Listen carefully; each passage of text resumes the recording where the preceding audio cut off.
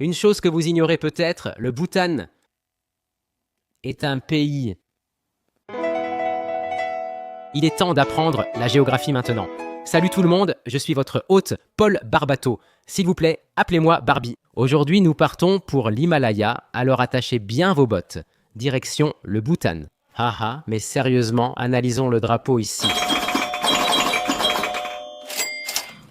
Le drapeau est divisé en jaune et orange en diagonale, avec un grand dragon noir et blanc au centre. Le jaune symbolise la tradition civile et l'autorité du roi. Les rois portent souvent des écharpes jaunes, tandis que l'orange symbolise le bouddhisme. Le dragon Druk, issu de la mythologie bhoutanaise, est placé entre les deux couleurs pour symboliser l'égale importance des traditions civiles et monastiques. Druk, le dragon est blanc pour signifier la pureté des pensées et des actions intérieures, et il porte 4 joyaux dans chaque griffe pour symboliser la richesse et la sécurité du pays. Mec, ce drapeau a un dragon dessus. Pour moi, c'est déjà gagné. Fait intéressant, le Bhoutan se nomme Druk-Tseden, signifiant pays du dragon du tonnerre. Passons à sa localisation. Le Bhoutan est un pays enclavé d'Asie, situé au nord de l'Inde, sous le plateau tibétain de Chine, près du Népal à l'ouest, mais séparé par le Sikkim indien. La capitale, Thimphu, se trouve au nord-ouest du pays. Le Bhoutan compte 20 districts appelés Zongas, signifiant zone de forteresse. Maintenant, lorsque vous regardez la carte, le Bhoutan a en fait 3 zones disputées avec la Chine à l'ouest et dans les parties nord du pays. À l'ouest se trouve le plateau de Doklam. Au nord, les vallées de Jakarlung et Pasamnung. Maintenant, voici le fait. Le Bhoutan est en réalité incroyablement isolé du reste du monde. Ils ont un seul aéroport international, celui de Paro, célèbre pour le monastère du Nid du Tigre. Construit sur une falaise de 900 mètres à 35 km de Thimphu, l'aéroport possède une seule piste et un superbe terminal au style traditionnel Zong bhoutanais. Alors, voilà le problème. Entrer au Bhoutan est un peu difficile parce que les étrangers sont autorisés à y aller, mais ils doivent payer une taxe journalière de 250 $. Oui, chaque journée au Bhoutan coûte au moins 250 $. Bien sûr, ce coût comprend un hôtel fourni par l'État et un guide touristique qui vous accompagnera partout. Fait intéressant, une partie de cet argent finance des établissements éducatifs au Bhoutan, donc lorsque vous allez là-bas et que vous payez la taxe, vous aidez en quelque sorte le pays, même sans le vouloir. Les seuls étrangers qui sont exemptés de cette taxe sont les Indiens, les Bangladais et les Maldiviens. Tout ce qu'ils ont à faire, c'est de montrer leur carte d'identité. Ils n'ont même pas besoin de passeport et ils n'ont pas à payer la taxe. Franca paie, Svensk paie, Canadien paie. Oh, tu ferais mieux de payer, Indien. Viens, Sugar, prenons du thé sucré et des écrevisses. Je ne sais pas pourquoi j'ai fait du Bhoutan un Cajun noir, mais tant pis. Bien qu'il existe de nombreux chemins de terre qui traversent techniquement la frontière du Bhoutan depuis l'Inde, il n'y a que 3 routes principales et autoroutes que les gens utilisent généralement. La route de Daranga, la route 152 du Bhoutan et l'autoroute Phuntsholing-Thimphu relient Phuntsholing au Bhoutan et Jalgaon en Inde. La plupart entresaut par cette route. Les villes et villages semblent d'une autre époque. Beaucoup de bâtiments et de villes sont bien préservés et ont plusieurs centaines d'années, y compris de nombreux zongs ou forteresses. En fait, la langue du Bhoutan s'appelle le Dzongkha, ou la langue de la forteresse. Le Bhoutan conserve un équilibre singulier entre tradition et modernisation progressive. Vous le constatez dans presque toutes les villes. Malheureusement, se déplacer au Bhoutan reste fastidieux car chaque route traverse de raides montagnes himalayennes. Ces montagnes sont très importantes pour les habitants, nous en parlerons plus tard. Maintenant, en ce qui concerne le paysage, le Bhoutan prend les choses très au sérieux. En fait, c'est sans doute le pays le plus vert et le plus écologique du monde, et c'est vraiment typique du Bhoutan. Si complet, non, d'accord, tout d'abord. Le pays est majoritairement situé sur les pentes sud de l'Himalaya, essentiellement montagneux, avec des vallées escarpées et des collines alpines qui débouchent sur les plaines du sud de l'Inde. En fait, à environ 7000 mètres, soit environ 24 000 pieds, le Bhoutan possède la plus haute montagne jamais gravie au monde, le Genkar Point Sum. C'est considéré comme un site sacré pour le peuple bhoutanais et il est donc laissé intact. Actuellement, le Bhoutan est le seul pays au monde à absorber plus de dioxyde de carbone qu'il n'en émet, faisant de lui un puits de carbone. Plusieurs facteurs l'expliquent. C'est le seul pays dont la constitution impose de garder au moins 60% du territoire boisé. Le Bhoutan est à environ 70%. Si des arbres sont sont abattus pour construire des maisons, il faut généralement en replanter pour les remplacer. La majeure partie du pays est alimentée par l'énergie hydroélectrique produite par des turbines provenant de centrales hydroélectriques.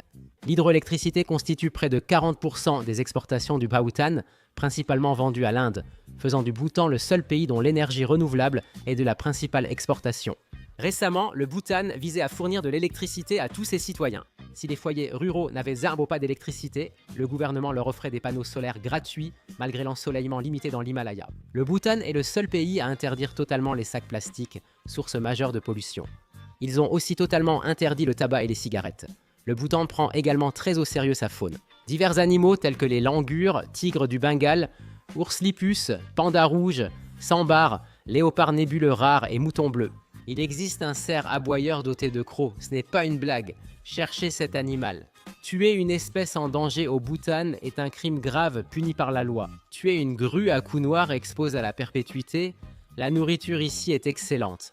Croyez-le ou non, ces gens adorent la nourriture épicée. Parlons-en davantage.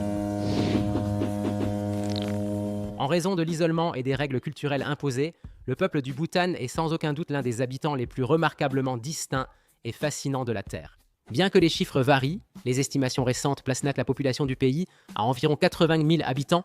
Environ la moitié d'entre eux s'identifient comme Ngolop et 22% comme Charchop, un groupe similaire où les gens de l'Est.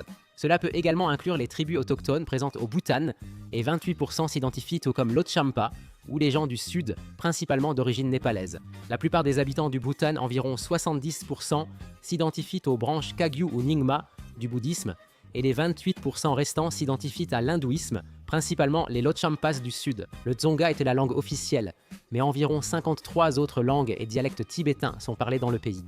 Les Bhoutanais tiennent à préserver leur nationalisme et identité, à tel point que le roi a promulgué une loi culturelle qui oblige tous les citoyens à respecter certaines normes de vie afin de préserver l'identité bhoutanaise parmi la population. Cela signifiait des choses comme des lois vestimentaires obligatoires, des rituels, des jours fériés et ainsi de suite.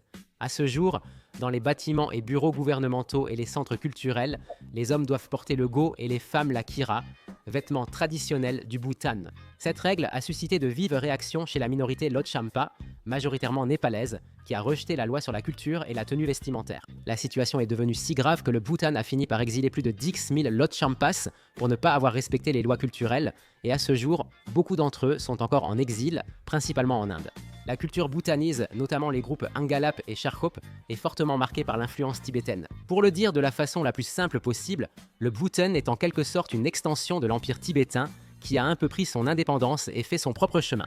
Le Dzonga, langue officielle, ressemble beaucoup au tibétain et partage son alphabet, seules quelques lettres ont des sons différents. En général, les locuteurs du Dzonga et les Tibétains se comprennent la plupart du temps.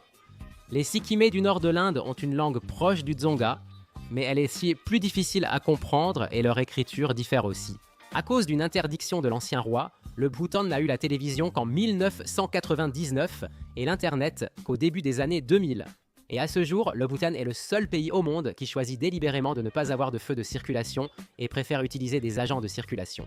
La Corée du Nord a des feux souvent inactifs, la télévision bhoutanaise, elle, reste libre. Ils peuvent regarder presque tout. CNN, British Broadcasting Corporation, Cartoon Network. Il existe 2 chaînes gouvernementales, BBS 1 et BBS 2, qui diffusent diverses émissions et journaux télévisés en Dzonga. Ah, et c'est l'autre chose, le Bhoutan est une monarchie, autrefois une monarchie absolue. Mais il y a environ 20 ans, le système a changé, de sorte que maintenant le roi peut être destitué par un vote à la majorité des 2/3 de l'Assemblée nationale. Couronné en 2008, après l'abdication de son père, Jigme Khesar Namgyel Wangchuk était le monarque actuel, avec son épouse la reine Jetsunpema, formant l'un des couples royaux les plus séduisants. Le Bhoutan, fortement influencé par le bouddhisme, suit surtout la branche Drukpa Kagyutpa. Cela comprend de nombreux sanctuaires, temples, statues et moulins à prière intégrés à la vie quotidienne.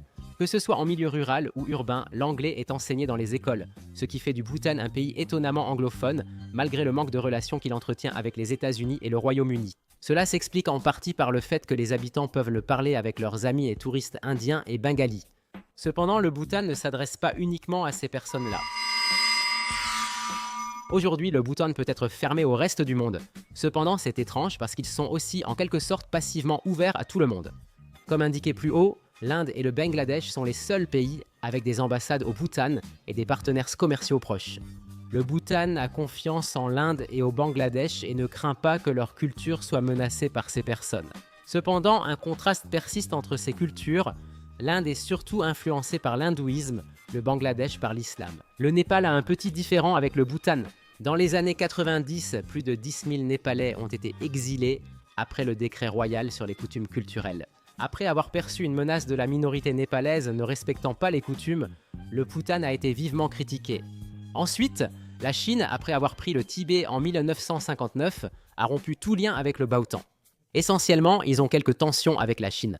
Cela s'est aggravé lorsque des soldats chinois ont été aperçus en train de construire des routes dans la région contestée du plateau de Doklam. La Chine affirme que cela n'a pas été fait dans un but d'agression, mais le Bhoutan soutient que la Chine a agi ainsi pour renforcer ses revendications territoriales sur la région. Chine, oh non, oh là là, mince! Est-ce que je me suis trop approché? Bon, de toute façon, la route est déjà là. Autant la laisser.